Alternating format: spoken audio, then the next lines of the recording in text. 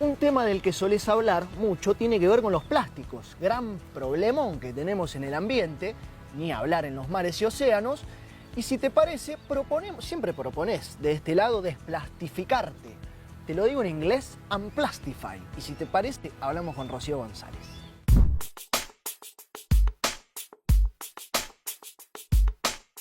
Es socia fundadora de Unplastify. Hoy nos visita Rocío González. Muchas gracias. Bienvenida. Sí.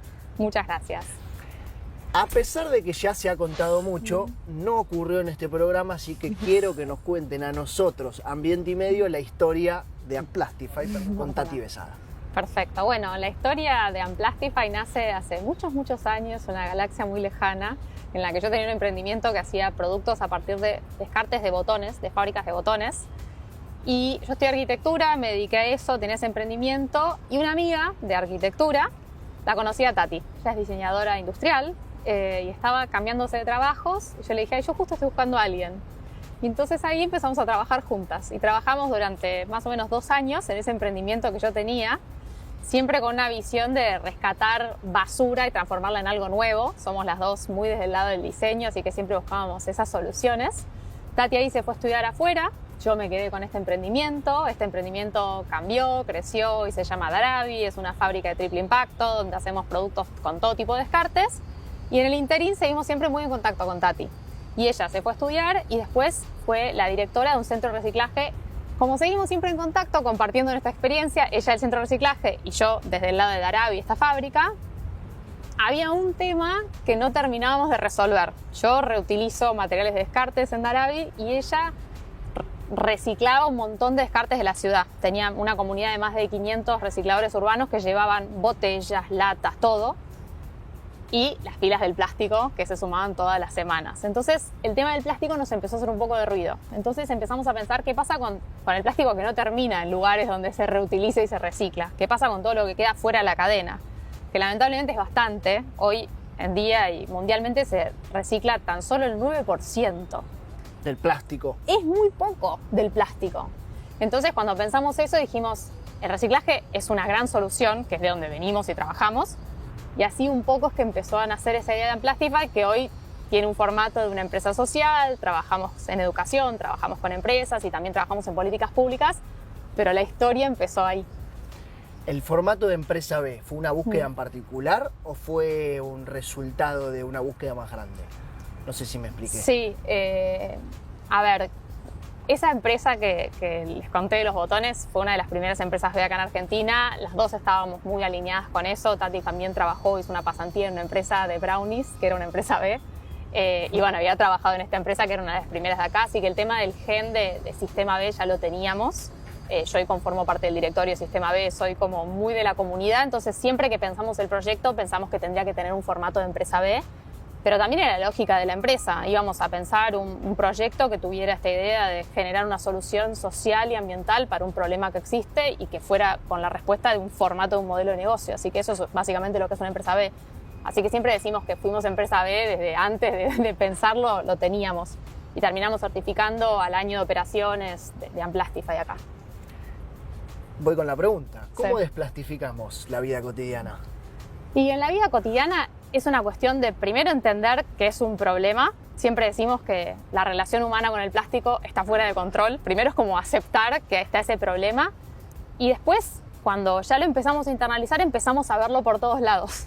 Como que empezás a ver la cantidad de plásticos que usás cuando vas al baño a la mañana, empezás a usar, no sé, si usás crema, que recién hablábamos, de usar o no crema a la mañana y generalmente hay un plástico involucrado, lavarte los dientes, todo, en todas las partes de tu rutina cotidiana siempre hay plástico. Entonces ahí es qué cosas podemos empezar a cambiar de manera sostenible, porque a veces es muy difícil, pero hay algunos hábitos que son fáciles, llevar una bolsa en la mochila, tener la botellita de agua, ni hablar de que llevar bolsas y usar cosas que no están empacadas a veces también te trae beneficios, pero como empezar a probar con esas cosas y tenerlo en cuenta porque después termina siendo un hábito que vas incorporando. Tienen una frase que yo siempre rescato, que el material no es el problema no es el plástico en sí, sino el uso que le damos.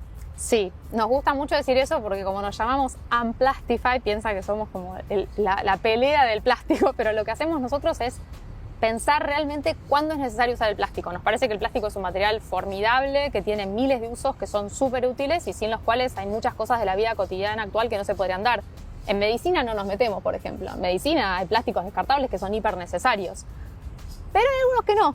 Como que hay algunas cosas que también por hábito, por comodidad o porque dejamos de cuestionarlas, los usamos.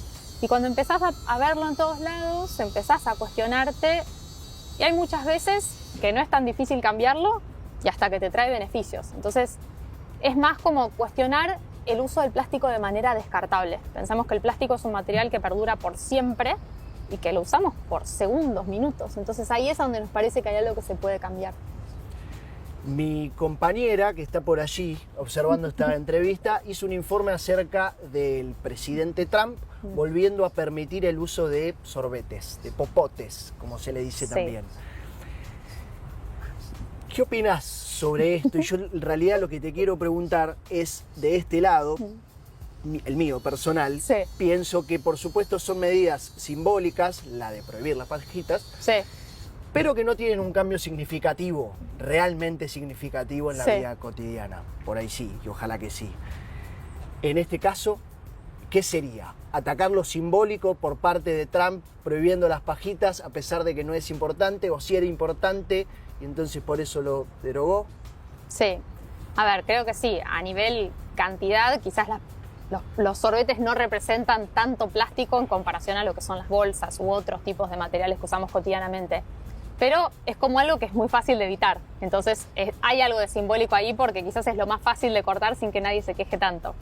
Obviamente que lo de Trump es porque, bueno, tiene que ver con su forma de ver el mundo y un poco, no sé, esa mirada que tiene, pero nosotros lo que opinamos es que esto va a terminar sucediendo. Ahora hay un tratado global de plásticos que se está discutiendo y eso va a regular más el uso del plástico, o por lo menos esperamos que suceda. Hace más de 5 años que se vienen las discusiones y que este año supuestamente ya hay una definición y ahí creemos que ya hay un tema más, un acuerdo global de empezar a regularlo y hay muchos estados que ya lo empezaron a regular. Nosotros trabajamos mucho en dar a conocer estas políticas públicas y en general sorbetes, bolsas son como las primeras cosas que se empiezan a cambiar en todos los países porque quizás son fáciles, el reemplazo es fácil. De la problemática del plástico siempre nos gusta explicar que ya se encontraron microplásticos en el torrente sanguíneo, en el cerebro y a las mujeres también les afecta mucho en todo el tema hormonal porque afecta mucho el sistema endocrino. Entonces, cada vez más, y mismo en el Tratado Global, la presencia de los científicos ha empezado a ser una voz muy importante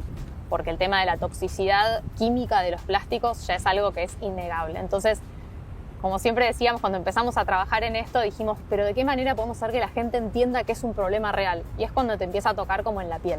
Creo que eso hace que las personas empecemos a cambiar un poco los hábitos o la mentalidad y que también quienes están en lugares de toma de decisión empiecen a pensar y empiecen a accionar para reducir la cantidad de plásticos. Pero creemos que hay ya personas como trabajando en eso y que cada vez se siente como más parte y que hay que hacer algo al respecto. Muchas gracias. No, de nada. Gracias. Y nosotros, como siempre, seguimos con más Ambiente y Medio.